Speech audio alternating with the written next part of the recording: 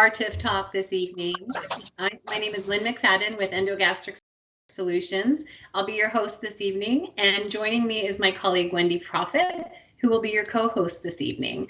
As you all know, these are live segments, so you're welcome to post your questions in the chat section, and we'll get to those during the session.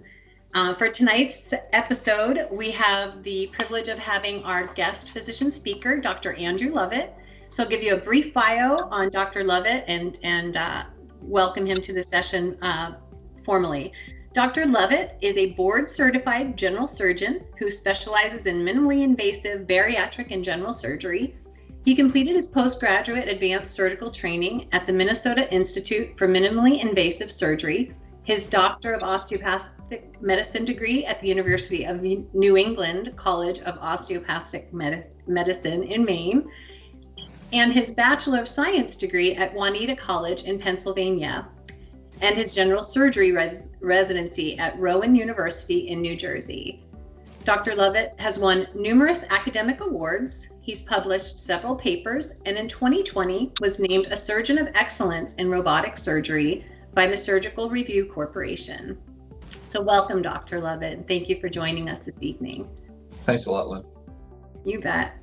Also joining us this evening is one of Dr. Loveitt's patients. Her name is Tabitha, and Tabitha had the TIF procedure for reflux done with Dr. Loveitt. So welcome to the session, Tabitha, and thank you for joining us to tell your story tonight. Thanks for having me. You bet. So Dr. Loveitt, let's kick things off by maybe a brief description of GERD. What exactly is GERD? GERD really encompasses a whole host of diseases and symptoms, and it's important to look at each one of those individually and through a really comprehensive evaluation. A lot of people, when they think of GERD, think of heartburn, Larry the Cable Guy with fire coming out of his mouth, and it's much more than that. GERD can be difficulty swallowing, it can be stuff coming back up into your esophagus, it can be abdominal bloating. And it takes, a team of experts to decipher through those different symptoms, figure out the appropriate testing, and then really come out with a diagnosis. I think oftentimes when people hear, I have heartburn, it all gets lumped into one category, which in my opinion really isn't appropriate. You got to figure out what's going on objectively through some type of testing, and then you can formulate the appropriate treatment plan with the patient's input, of course. Yeah, excellent. You touched on a couple things there that are important. Sometimes those symptoms are very obvious. Sometimes they're silent symptoms that are not so obvious. So taking the right steps to see your doctor and get to the bottom of what those symptoms are is really key. So in the diagnosis, or how do folks know they have GERD? What does that diagnostic workup involve? So we at the Minnesota Reflux and Heartburn Center like to take a pretty comprehensive approach, and we can do it piecemeal, but we're also lucky enough to be able to really do this all in one day if the patient desires. But really the most important part is the patient's history. Okay, we always sit down and chat with them, but probably equal or maybe a little bit more important sometimes is to start with an endoscopy. And endoscopy is when you undergo gentle sedation and we look down your esophagus and into your stomach with a lighted scope. And that really gives us an idea of the anatomy that you have. GERD or reflux disease is often an anatomic or mechanical problem. And unless we look down and really know what's going on, then it can be difficult to make a proper diagnosis. When we do that, we typically take biopsies as well. We're looking for a bacteria that can grow in your stomach. We're looking for different conditions of the esophagus. One of the most important we're looking for is what's called Barrett's esophagus. Barrett's esophagus can be a precancerous condition at the lower end of your esophagus. It's often related to GERD or gastroesophageal reflux disease. And we take that really seriously here at our center. We always biopsy for it. And often do a number of different biopsies for it. And then at the end of that endoscopy, again, looking for really objective evidence of reflux disease, we typically leave behind some type of acid monitor. The most common one we use is called the Bravo pH probe. It's a little wireless capsule that we attach to the middle of your esophagus. and it records for about 48 hours how much acid is actually coming up. It's often surprising the results we get. A lot of people that really truly have symptoms that sound like reflux disease is just not that, and we have to look elsewhere.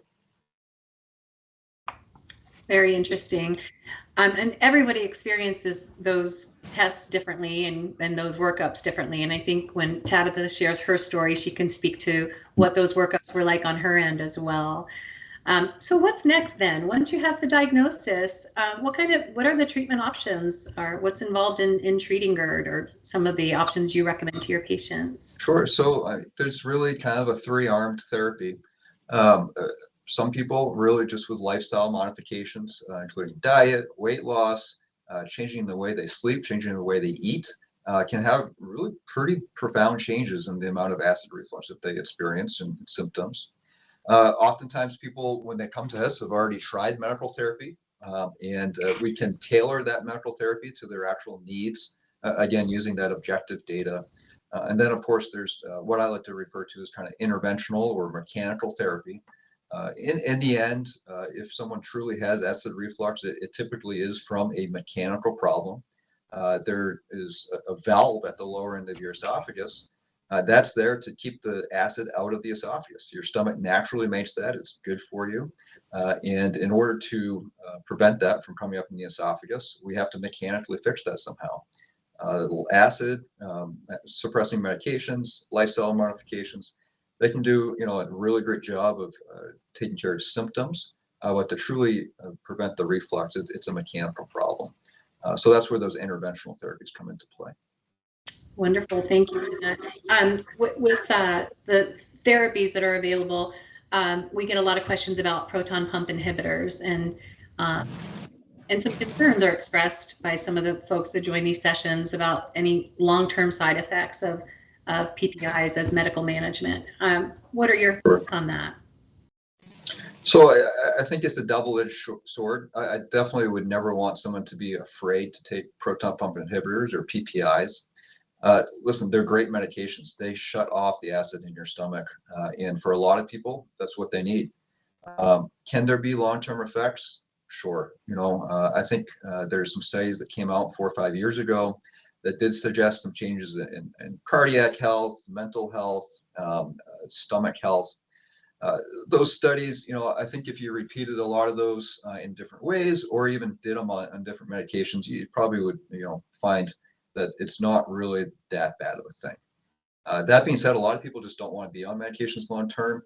There is definitely some association with different mineral absorption, different potential for diarrhea, and people do have side effects from those medications. So for me, it's all risk and balance. If people are perfectly happy on those, they're not having any breakthrough symptoms, then that's great. But most people aren't. Most people, especially by the time they come see me, are having some problems with them that they would like to either modify or just be off of them completely. Right. And when you're talking about other interventional procedures, talk to us a little bit about the TIF procedure. What is that, and how do you recommend that in your practice? Sure. So, the TIF, I think, is a great procedure for the right person. And that's really what we're all about, is individualized therapy. The TIF itself is a completely endoscopic procedure. So there's no incisions. You go to the hospital and leave the hospital the same day. It does require general anesthesia, but people do great with that these days. And essentially what it does is it recreates that mechanical barrier I was talking about. It uses plastic fasteners that are permanent. They stay there. And the beauty of the TIF is that I can really kind of create the perfect valve as I see it while I'm creating it. That's not really available in any of the other procedures we do. So if there's a little spot here, a little spot here I want to touch up, I can do that. And it universally comes out very nice looking and as the valve that I want, that I know is trying to protect the patient from that acid reflux. I think it's a nice mix of not being too tight and not being too loose. We know if we recreate that valve and it's too tight, the patients can have side effects from that. So the TIF has really, to me, been this happy medium that patients have just universally been pleased with. Wonderful. So I think maybe we can segue into welcoming Tabitha back to the screen. And Tabitha, you had the TIF procedure for reflux with Dr. Loveitt after struggling with your reflux for quite some time. So wondered if you might be able to share with the folks on the just a little bit about your story. How long did you suffer? What was the catalyst that made you finally go to see a physician like Dr. Loveitt and get some reflux relief? I was probably in my early 20s. I was figured out that I had reflux when I was and started to feel the acid come up in my throat. And I don't recall the exact steps back then, but I had started on omeprazole. And I was on omeprazole for many years, switched to Zantac. And then my primary care provider that I have now, he would put me back on omeprazole again and then referred me to Dr. Loveitt. So when I saw Dr. Loveitt, we went through the steps in the process of getting all the testing done. The manometry, I did the Bravo, and then had to wait for my insurance company to approve it, which we did a couple different times. I went through a couple appeals process, and then which the ladies at the clinic did that for me. I didn't have to do any of that. And then my insurance company had sent me a letter saying, send us an explanation on why you want this procedure done. So I did that, explaining about wanting to prevent any Barrett's, or, instead of treating it later, I wanted to prevent it. And then if I could have the TIF done on how invasive it is versus other procedures that need more beneficial treatment. So I sent them the letter, and it wasn't long after that they actually approved it. So I had finally got it done, and I had the procedure done, and I haven't taken any medication since, and I've been doing great. And yeah, it's nice not to have to take the medication and not have to deal with heartburn all the time, even on medications. Oh, well, congratulations. We're so thrilled that you've had such a positive experience, and it sounds like you have a better quality of life post-procedure. We love to hear that, and just love that you got on the segment tonight to share your story. Because there's so many people out there just like you who have struggled for years, and they're just not sure what are the next steps to take. They've been offered the medications, they're managed, but still problematic, symptomatic. And so I think what the part of your story that's so wonderful too is that it's not always easy to advocate for yourself, and you work in an OR setting, from my understanding. So very familiar with some of the journeys and struggles patients have just in getting to that procedure point. And right. Taking that time to truly advocate for yourself is something we really focus a lot on during these segments, because not everyone knows that they can, in fact, fight for, the treatment options that they feel are out there and that would benefit them. So excellent job in doing that, and to the whole team over at Minnesota Reflux and Heartburn Center for helping you there and getting you to that finish line. Yeah, they helped a lot. They didn't give up. I didn't know that I'd have to fight with my insurance company for it, but in the end, I guess, yeah. I won. I was shocked on that part, but they didn't give up. They kept trying, and it's the whole part of being preventative in your care rather than treating it bad. Yeah, and to that point, Dr. Loveitt, you mentioned that there was something in Tabitha's workup that looked like it was pre-Barrett's. Can you talk a little bit about what Barrett's esophagus is and what that looks like? Yeah, so like we talked about a little earlier, Barrett's esophagus is a precancerous condition. And one of the reasons we have our center is to try to prevent esophageal cancer. That's really our main goal. If you look over the last several decades at the rates of cancer across the United States, we're doing a pretty good job with colon cancer, breast cancer, prostate cancer. But unfortunately, we've had a continuous rise of esophageal cancer, probably due to esophageal reflux. No one really knows for sure. But it's difficult. For colon cancer, we have screening colonoscopies. Everyone gets them. And there just really isn't the equivalent yet for Barrett's esophagus. There's probably millions of people running around with Barrett's esophagus that we just don't know about. So when someone reaches out to us and takes the time to come for an endoscopy, we take it very seriously. So like I mentioned, we really have 3 to 4 ways of screening the esophagus for Barrett's esophagus. Of course, we look at it visually. We use a special lighting technique. And then we have several different types of biopsies depending on the appropriate patient. Now, when we find Barrett's, there's different options. Sometimes we just survey it, but we do know that blocking the acid or any reflux from coming up into the esophagus is really the most effective way to prevent Barrett's from progressing. And that's really, our preferred method if it's appropriate for the patient. So when we do find that, again, we take it very seriously. And make sure that we take that into consideration when developing a treatment plan with the patient.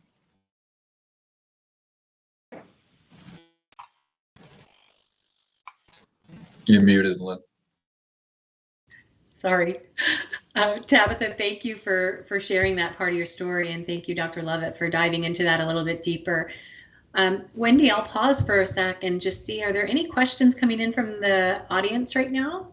Thank you very much. Yes, we do have a few. So Joy actually says hello and would like to know, she's got an EGD scheduled for Thursday and says that, could you just please explain a little bit about that? You have already done so, so I'm sure she probably caught on as she was typing that, because I think you were in the middle of that. What I'd really love to do, though, is kind of take the opportunity to have Tabitha explain, what did you do the day of your EGD or your endoscopy? What was there any prep involved? What would you say to patients who are new to this and don't understand what's involved just yet? Well, they're all so easy.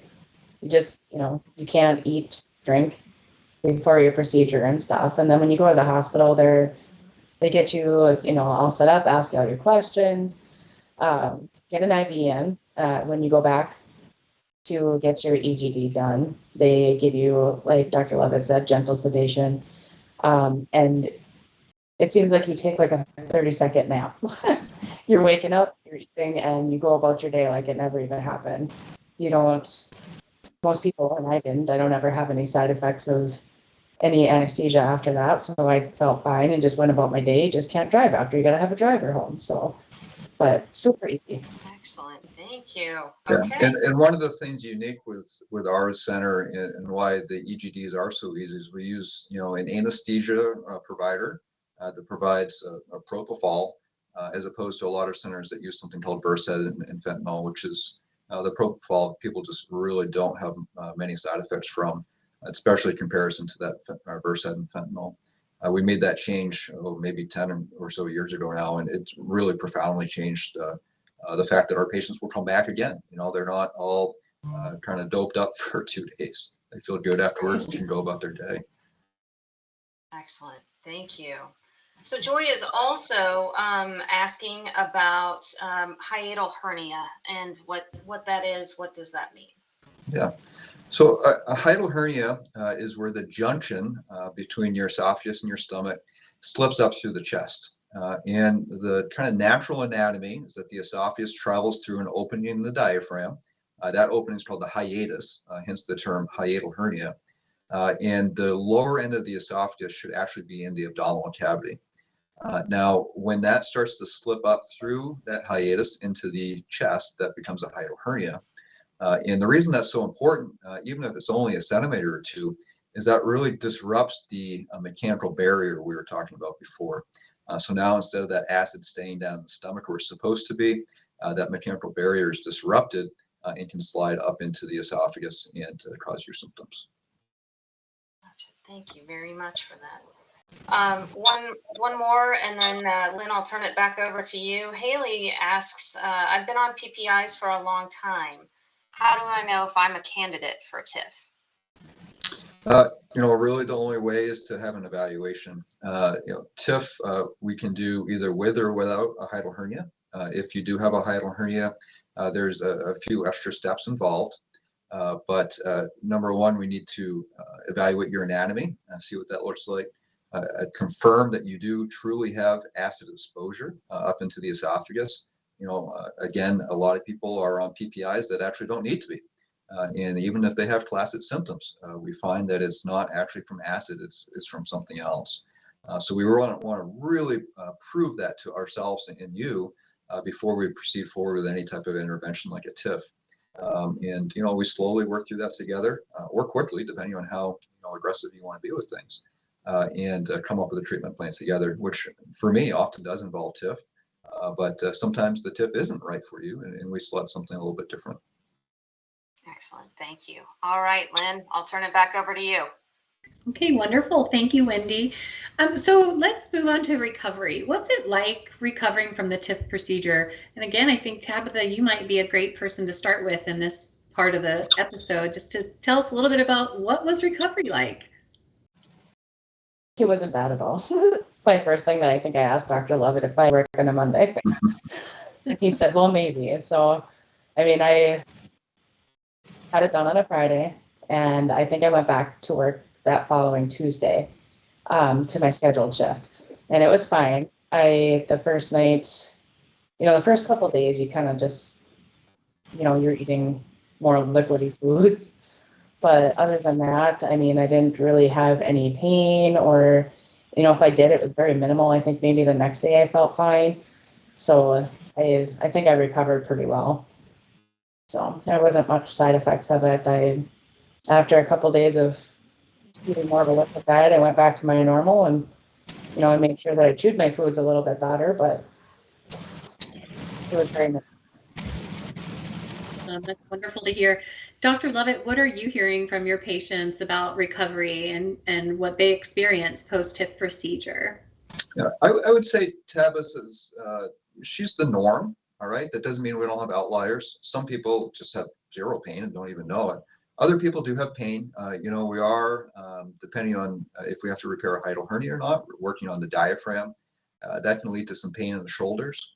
When we do the TIF, it does insert those plastic anchors that we talked about, and those can be tender to people, especially when they swallow. So it's not abnormal to have some pain, but most people, it's a very smooth recovery, on the order of 3 days to a week until they're just really feeling well.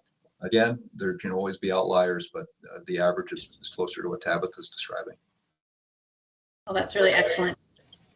Thank you for that. Wendy, I'm going to pause for another quick session of questions if there are any questions out there. I do have a few. So Andrew says, my surgeon told me that I should have a toupee procedure instead of a hernia repair with TIF. Is toupee better, and how is it different? So a toupee is more of the classic repair. What we do a toupee, it's almost always combined with a hiatus hernia repair. So I'm imagining you have one of those. And then, once we repair that hiatal hernia, we decide whether or not we do the toupee or TIF. And, to me, there's benefits of both. The toupee is basically taking the stretchy part of the stomach, it's called the fundus, and forming what we call as a fundoplication, or wrapping that fundus around the stomach. The toupee in particular, we only wrap it 270 degrees around, which seems to be a nice balance, again, between not too tight and not too loose. And people do great from toupees, for sure. One of the benefits of doing the toupee is that we're already right there fixing that hiatus hernia. Now, sometimes people will elect to go forward with the TIF after the hiatal hernia repair. And again, we do that right in the same session. We just convert to the endoscopic portion of the procedure. And I do think there's some potential benefits from the toupee versus the TIF, and some potential benefits for the TIF versus the toupee, and that's something we work through together. The TIF, we don't have to dissect as much. We can tailor our wrap as we're doing it. Like I mentioned, we can touch up little spots. We can put an anchor here or an anchor there, and I really like that, the potential for that. The toupee has been used for years and years and years, and it works. So I don't think there's any downside to either. It's just really a conversation with your surgeon. Excellent. Thank you. Also, sorry?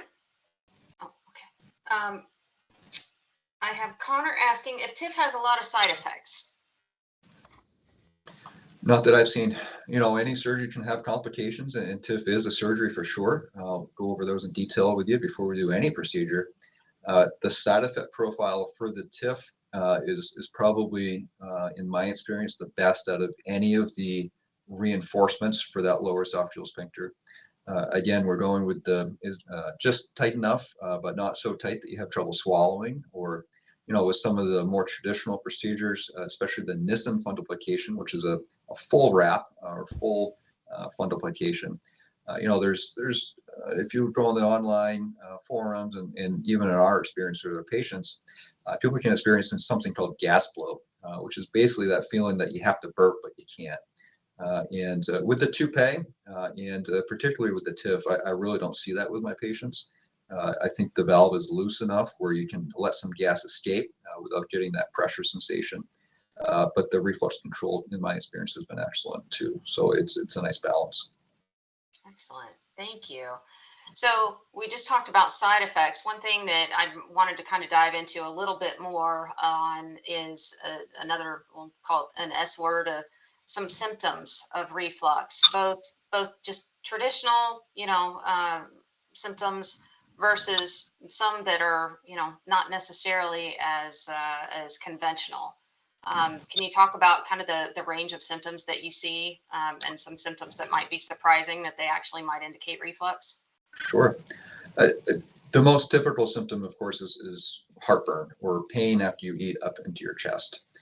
Second most common would be what we call regurgitation, or the sensation that something is coming up into your chest. The regurgitation in particular isn't often treated that well with those PPI medications. So we do get a lot of people with breakthrough regurgitation. But there's a lot of symptoms that we refer to them more of the atypical symptoms, or sometimes laryngopharyngeal symptoms. Those can be things like hoarse voice, cough. Sometimes people have chest pain that is, they have their cardiac workup and it's completely normal and no one knows where it's coming from. That can be from your esophagus. So again, you really need a comprehensive approach to figure out what the heck is going on with some of these. Very good. Thank you. All right. So I'm curious also, well, first of all, let me ask, we just had another one come in. Teresa says, I just had an endoscopy on May 10th, just one of many in the last 40 years. All biopsies were negative, but I've had GERD my entire adult life. They just switched my meds to, maybe it looks like pantoprazole. I'm 70 years old. Am I a possible candidate? Sure. Yeah. I mean, we certainly don't discriminate based on age. People, unfortunately get lots of endoscopies, but they might get biopsies, which is a good start, but a lot of people don't get that acid testing, or, they go to someone that maybe doesn't have the ability to do procedural intervention, and all they have to offer is the PPIs. So I would, just recommend if she's looking into getting any further evaluation to give us a call. There's lots of different ways to go about it, but based on age is definitely not a reason to not fix somebody's reflux, especially if they've been on PPIs for all those years. It's definitely worth taking a look at the actual acid testing. Very good, thank you. Tabitha, can you talk a little bit more in detail about the symptoms that you experienced and for how long? A lot of it when I was younger. I had a lot of the burning sensation, like I felt like I had acid coming up. And there was times where I actually, when I was younger, had chest pain. And then, you'd go in, they'd give you this thing called a GI cocktail. It'd amazingly go away because it's all there. It's not in your chest, it's not your heart, it's not cardiac related. So, and I've actually had done that over the years of being on medication still, because I would still have that breakthrough.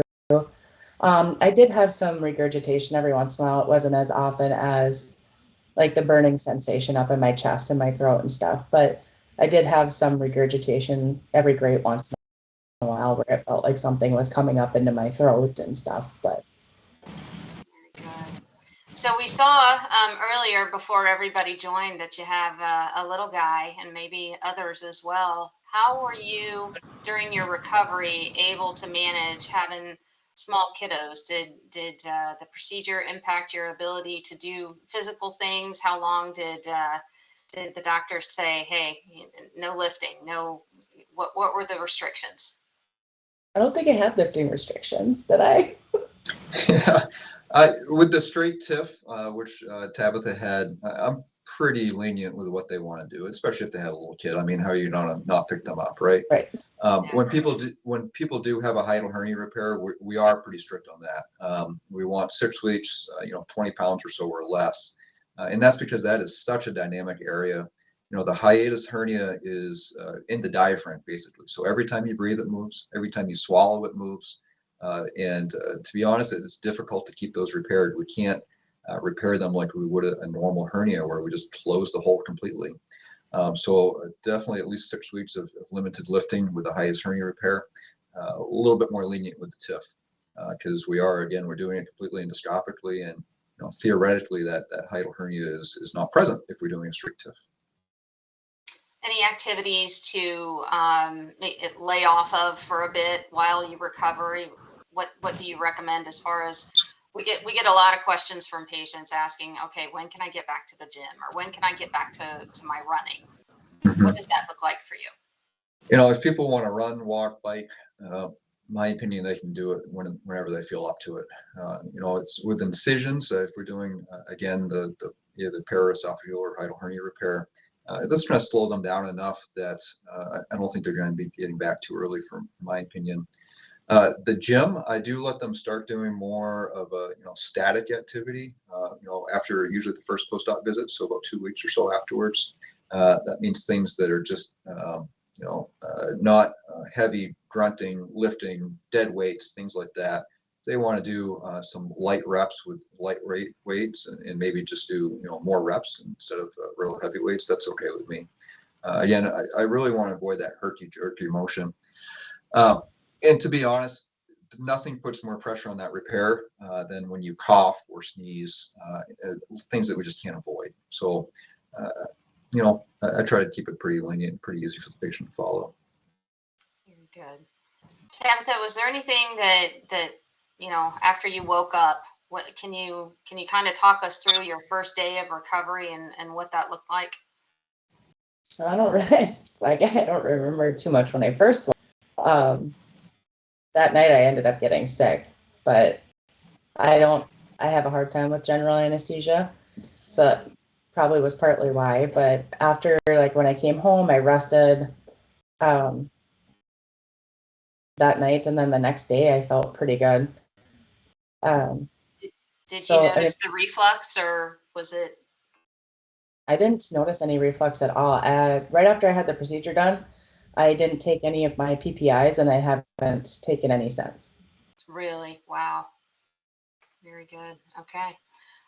So when were you able to resume going out with the boys? Your normal routine?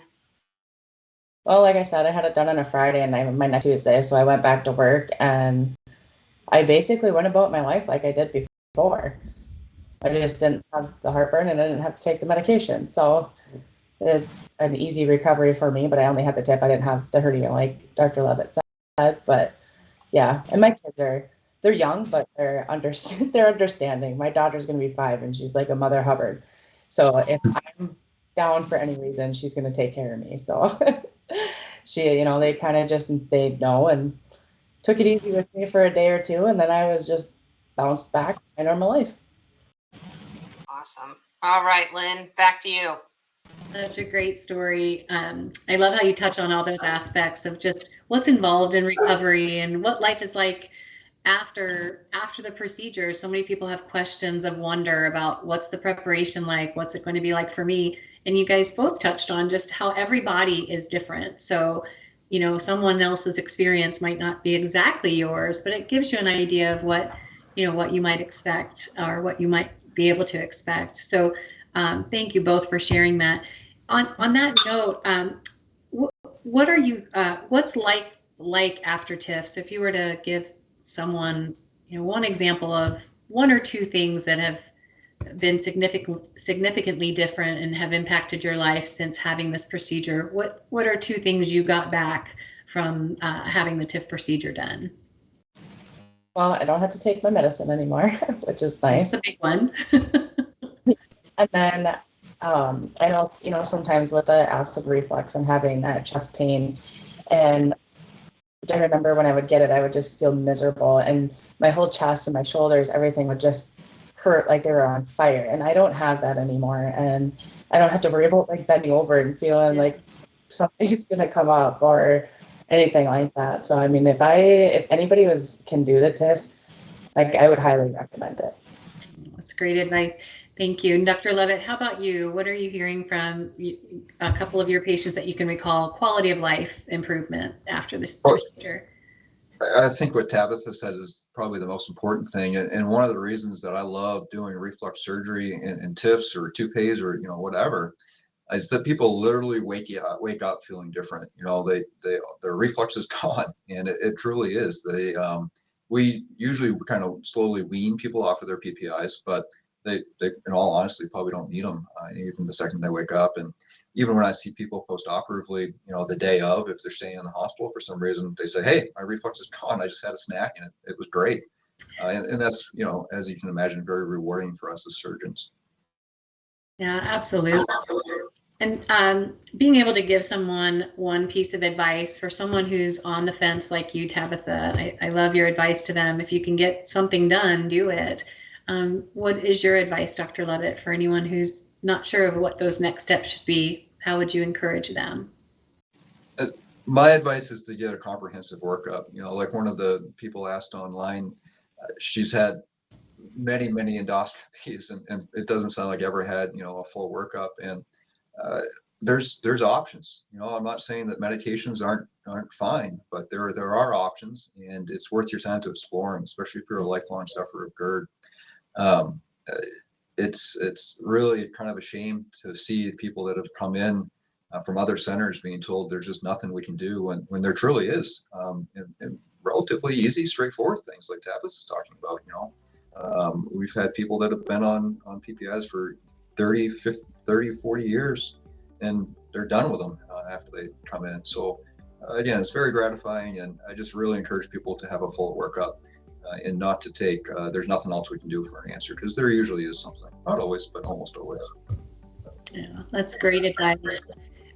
For folks who might be looking for more information, we have a site called GERDhelp.com, and on that website you can download our mobile app. So it's loaded with information and articles on reflux, and a lot of the videos of our physicians talking about the procedures they're able to do for folks.